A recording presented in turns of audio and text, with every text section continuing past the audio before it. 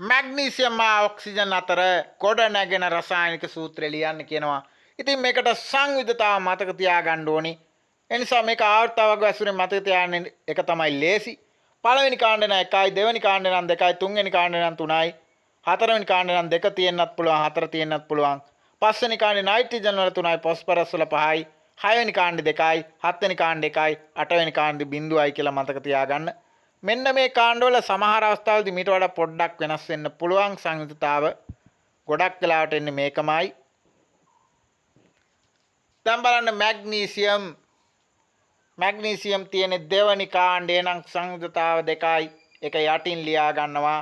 Oxygen 6වෙනි කාණ්ඩේ එහෙනම් ඒකේ සංයුතතාව 2යි 6වෙනි කාණ්ඩේ නිසා සංයුතතාව ලියාගෙන මේ සංයුතතාව දෙක මාරු කරන්න තියෙන්නේ.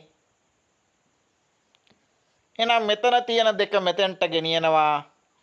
මේ ඔක්සිජන් ගාවට මෙතන තියෙන දෙක ගෙනියනවා. දැන් බලන්න මෙතනත් දෙක තැන් දෙකේ ඉලක්කම් එකම ඉලක්කම තියෙනකොට අපි අනුපාත 1:1යි කියලා ගන්නෙ. දැන් මේකත් දෙකෙන් බෙද හැකි මේකත් දෙකෙන් බෙද හැකිනේ. මේක දෙකෙන් බෙදුවාම 1යි මේක දෙකෙන් බෙදුවාම 1යි. ඉතින් එක කියන එක අපි දාන්නේ නැහැ සාමාන්‍යයෙන්. ඔන්න ඔය විදිහට තමයි මැග්නීසියම් ඔක්සයිඩ් වල රසායනික සූත්‍රය ගොඩනගන්නේ.